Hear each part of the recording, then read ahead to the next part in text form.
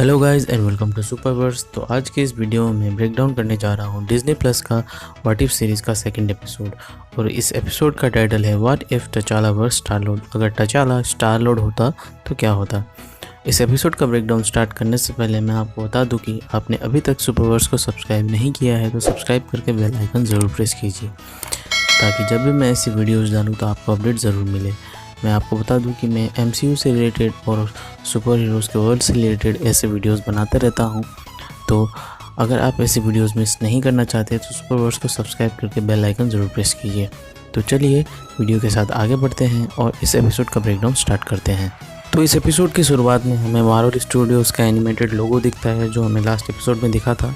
उसके बाद हम वही वॉचर का वही स्पीच सुनते हैं टाइम स्पेस रियलिटी वाला, और हमें ये सीन दिखता है जो गार्डियंस ऑफ द गैलेक्सी के स्टार्टिंग वाले सीन से मैच खाता है। और हमें पावर स्टोन का टेंपल दिखता है और हम देखते हैं स्टार लॉर्ड को। स्टार लॉर्ड अपने इसी इक्विपमेंट का यूज़ करके पावर स्टोन का जो ऑर्ब है उसे खींच के अपने पास बुला लेता है और वो पावर स्टोन लेके वहाँ से जाने ही वाला होता है कि सेम जैसा मूवी में दिखाते हैं वैसे ही कोरैथ वहाँ पे आ जाता है कुछ क्री सोल्जर्स के साथ। और हमें यहाँ पे मालूम चलता है कि जो टचाला है वो स्टार लॉर्ड है।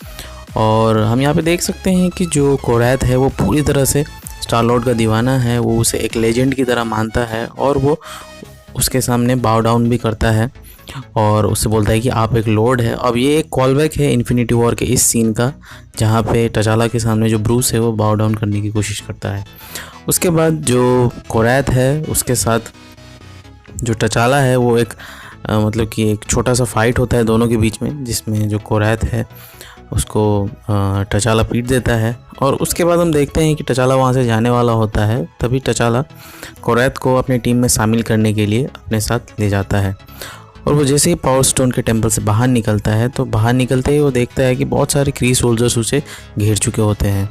और तभी हम देखते हैं वहाँ पे योंडू के याका एरो को, और योंडू आके अपने याका एरो का यूज़ करके वहाँ पे जितने भी क्री सोल्जर्स होते हैं उन सबको मार डालता है और जो टचाला है उसे बचा लेता है। और उसके बाद टचाला योंडू के साथ चला जाता है और टचाला योंडू से कहता भी है कि हम जो ये पावर है इसका यूज़ करके क्रिलोरियंस के प्लैनेट के जो डाइंग स्टार है उसे बचाएंगे और उनके प्लैनेट को भी सेव करेंगे।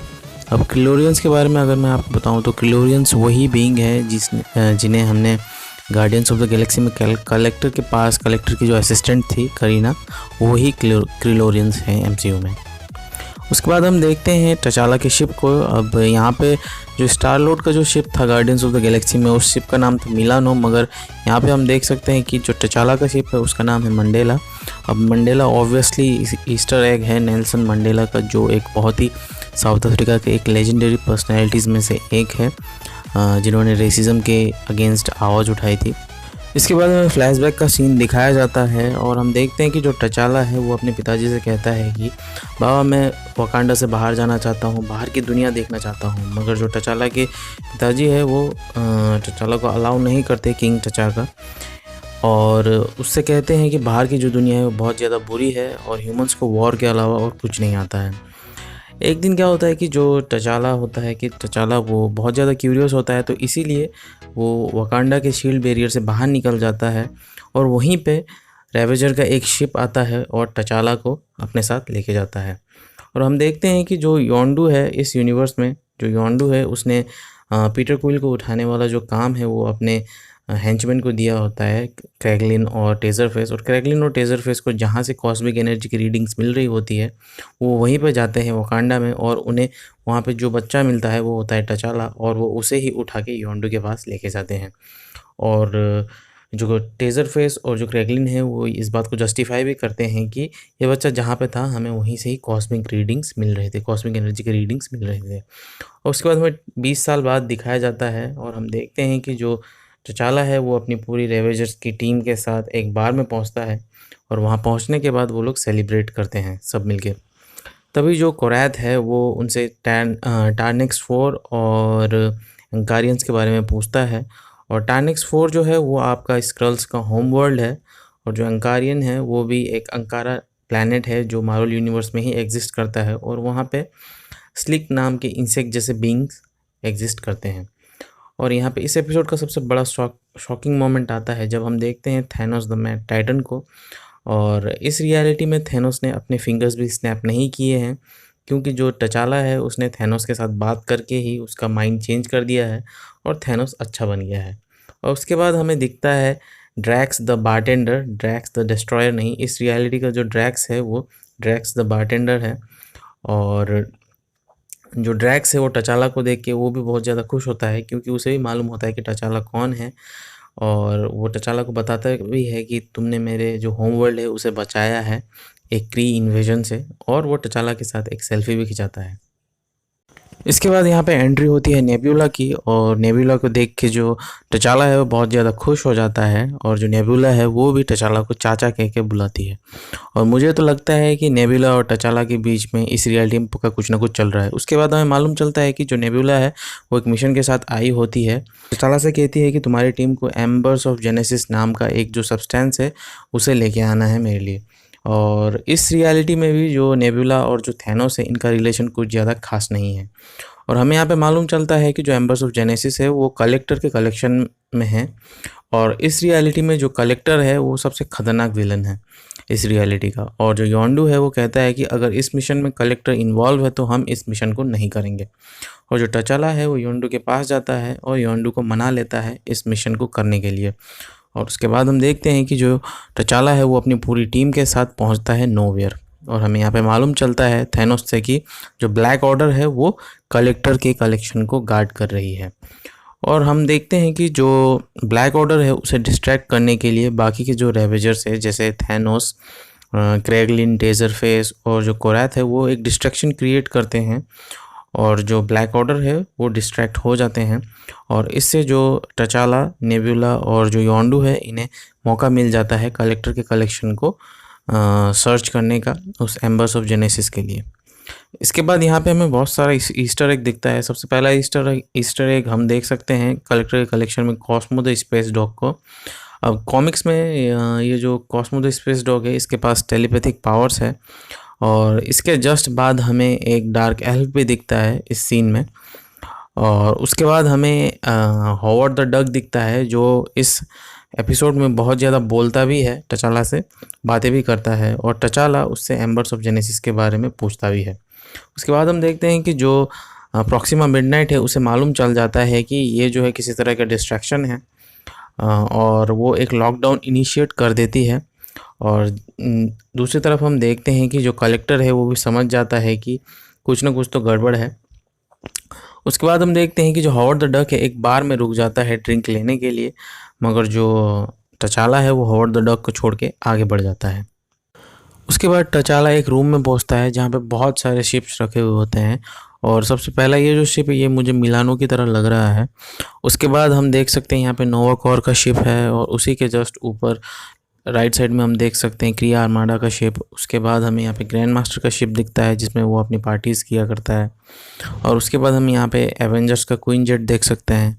उसके जस्ट नीचे हमें ये जो शिप दिखता है ये मेरे ख्याल से इन्फिनिटी वॉर का वो शिप है जो ग्रूट, रॉकेट और थॉर ने यूज़ किया था। उसके बाद टचाला जब आगे बढ़ता है तो उसका वाइब्रेनियम नेकलेस ग्लो होने लगता है और उसे वहाँ पे एक वकांडा का शिप मिलता है। और वो जैसे ही उस शिप के अंदर जाता है तो उसे अपने बाबा का एक मैसेज मिलता है, और उसे मालूम चल जाता है कि जो वकांडा है वो डिस्ट्रॉय नहीं हुआ है, क्योंकि जो योंडू है उसने टचाला से कहा होता है कि उसका जो घर है वकांडा वो पूरी तरह से डिस्ट्रॉय हो चुका है। उसके बाद जो टचाला और जो योंडू है उन दोनों के बीच में एक छोटा सा झगड़ा होता है। और उसके बाद हम देखते हैं कि जो टचाला है उसे ग्रैंड मास्टर ने पकड़ लिया है और एक केज में बंद कर दिया है। और ग्रैंड मास्टर टचाला से पूछता है कि क्या तुम उड़ नहीं सकते या अपनी आंखों से लेज़र नहीं मार सकते। अब ये ऑब्वियस ईस्टर एग है सुपरमैन का। उसके बाद हम देखते हैं कि जो टचाला है वो उस केज से बाहर निकलता है अपने वाइब्रेनियम नेकलेस का यूज़ करके उसे तोड़ के। उसके बाद हम देखते हैं कि जो टचाला है वो अपनी टीम के पास जा रहा होता है, तो ये कलेक्टर उसे रोकता है और वो अपने हाथ में लगा हुआ रॉक्स का ग्लव्स दिखाता है जो पत्थर का बना हुआ होता है। उससे कहता है कि ये मैंने एक बहुत ज़्यादा बोलने वाले क्रोनिन के बॉडी से निकाला है, और जहाँ तक मुझे लगता है ये कॉर्क का हाथ है। हो सकता है कि इस रियलिटी में कलेक्टर ने कॉर्क को मार डाला हो। और उसके बाद जो कलेक्टर है एक बहुत बड़ा सा बॉक्स समन करता है, और इस बॉक्स के अंदर भी बहुत सारे वेपन्स रखे हुए होते हैं, जैसे कि कैप्टन अमेरिका के शील्ड, म्योनिर और आपका जो लोकी है उसका वो डबल डैगर। और उसके बाद जो कलेक्टर है वो एक डैगर उस बॉक्स के अंदर से समन करता है और टचाला को बताता है कि ये डार्क मैटर का बना हुआ एक डैगर है जो मैंने डार्क एल्फ्स के लीडर से लिया है। अब डार्क एल्फ्स का लीडर कौन है? वो है मैलेकिथ, जिसको हमने थॉर द डार्क वर्ल्ड में देखा था। और उसी डैगर से वो टचाला के ऊपर हमला करता है। टचाला अपने आप को उस रॉक के ग्लव से डिफेंड करता है। उसके बाद वो जो वेपन्स का बॉक्स है उसमें से जो कलेक्टर है वो हेला की टोपी निकालता है जो हेला अपने सर पे पहनती है, और सेम उसी तरीके से स्वॉर्ड निकालता है जिस तरीके से हेला थॉर रैग्नारोक में निकालती है। उसके बाद उसी स्वॉर्ड से वो टचाला के ऊपर हमला कर देता है और जो टचाला है उस स्वॉर्ड से घायल हो जाता है। और दूसरी तरफ हम देखते हैं कि जो नेब्यूला है उसने एम्बर्स ऑफ जेनेसिस ढूंढ लिया है और जो रेवेजर्स और जो नेब्यूला है वो अपनी शिप की तरफ जा रहे हैं ब्लैक ऑर्डर से बचते हुए। जो थैनोस है वो नेब्यूला से कहता है कि तुम लोग शिप की तरफ जाओ, मैं ब्लैक ऑर्डर को संभालता हूँ। तो नेब्यूला कहती है कि आर यू क्रेजी? तो जो थैनोस है, नहीं मैं क्रेजी नहीं, आई एम मैड। वो कहता है कि मैं मैड हूँ। उसके बाद हम देखते हैं कि जो थैनोस है वो क्री सोल्जर्स को सबको संभालता है और जो कल ऑब्सिडियन है वो थैनोस के ऊपर हमला कर देता है। और सरप्राइजिंगली जो कल ऑब्सिडियन और जो प्रॉक्सिमा मिडनाइट है वो थैनोस के ऊपर भारी पड़ते हैं।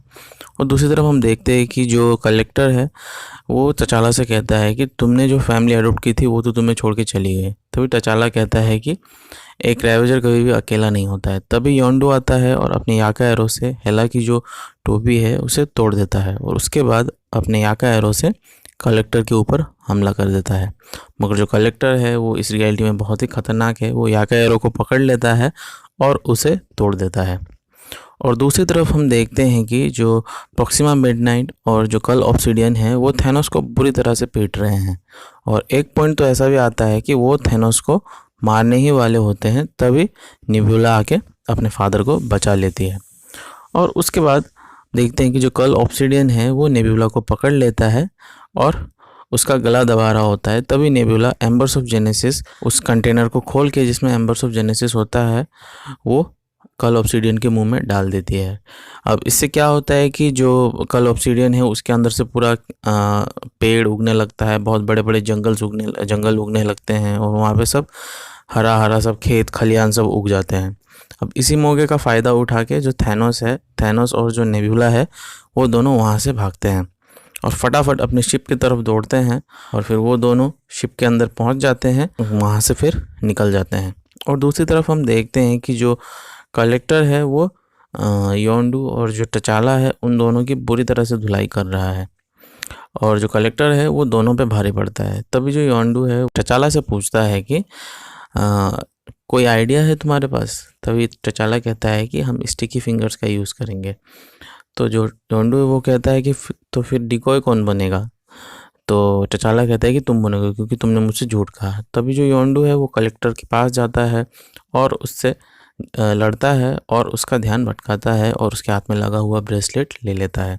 जब कलेक्टर उसे यूज़ करने के लिए ढूंढता है तो पीछे देखता है तो रिमोट योंडू के पास होता है और योंडू उसी रिमोट का यूज़ करके एक केज का दरवाज़ा खोलता है।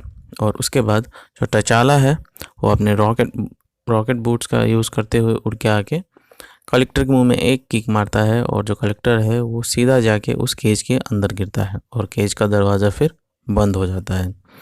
उसके बाद जो टचाला है वो कलेक्टर का रिमोट कलेक्टर का जो असिस्टेंट होती है करीना उसे दे देता है। और फिर उसके बाद हम देखते हैं कि जो करीना है वो कलेक्टर के कलेक्शन में जितने भी प्रिजनर्स होते हैं सबको वो आज़ाद कर देती है।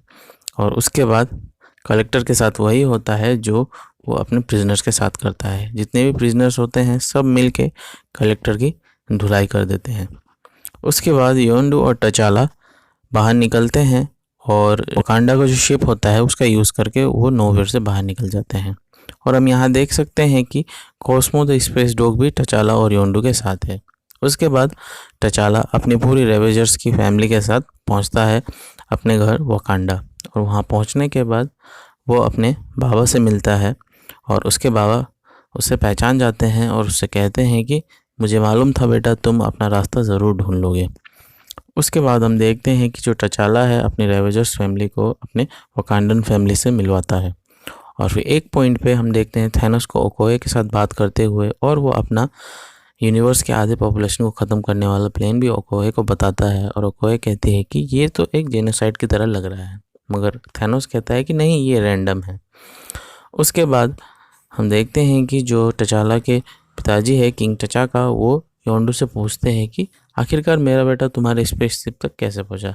तभी जो टचाला है वो कहता है कि बाबा, मैं अपना रास्ता भटक गया था और योंडू ने मुझे रास्ता दिखाया। उसके बाद सीन शिफ्ट होता है और हम एक एडल्ट पीटर क्विल को देखते हैं डेयरी क्वीन में काम करते हुए। तभी वहाँ पे कोई आता है और जब वो पीछे मुड़ के देखता है तो वो कोई और नहीं, ईगो द लिविंग प्लैनेट, और हम ईगो द सेलेस्टियल भी कह सकते हैं। और अब यहाँ पे ईगो पक्का ही पीटर क्विल के कॉस्मिक पावर को अवेकन करने के लिए आया होगा। और एपिसोड यहीं पे ख़त्म हो जाता है और हम डेयरी क्वीन के बाहर ईगो की शिप को भी देख सकते हैं। और एपिसोड के लास्ट में हमें चैडविक बोसमैन को ट्रिब्यूट देते हुए एक मैसेज दिखाया जाता है। सर चैडविक बोसमैन की आवाज़ हम और सुनेंगे, क्योंकि व्हाट इफ़ के और 3 एपिसोड्स में भी हम टचाला को एज ए स्टार लॉर्ड देखेंगे। और सर चैडविक बोसमैन से बेटर कोई भी नहीं था ब्लैक पैंथर के रोल के लिए। वो उनको हमेशा याद किया जाएगा और वो एक लेजेंड है और हमारी इंस्पिरेशन है। और इस मैसेज के साथ साथ ये एपिसोड यहीं पे ख़त्म हो जाता है। सो गाइस, ये था मेरा डिज्नी प्लस के व्हाट इफ सीरीज़ का सेकंड एपिसोड का ब्रेकडाउन। तो वीडियो आपको कैसा लगा कमेंट में ज़रूर बताइएगा। अगर पसंद आया तो लाइक एंड शेयर ज़रूर कीजिएगा। एंड प्लीज़ सब्सक्राइब कीजिए सुपरवर्स को ऐसे ही सुपर हीरोज़ और MCU से रिलेटेड कंटेंट के लिए। एंड सब्सक्राइब करके बेल आइकन ज़रूर प्रेस कीजिए ताकि जब भी मैं ऐसे वीडियोज़ डालूँ तो आपको अपडेट ज़रूर मिले। तब तक के लिए खुश रहिए, अपना ख्याल रखिए, and thank you for watching.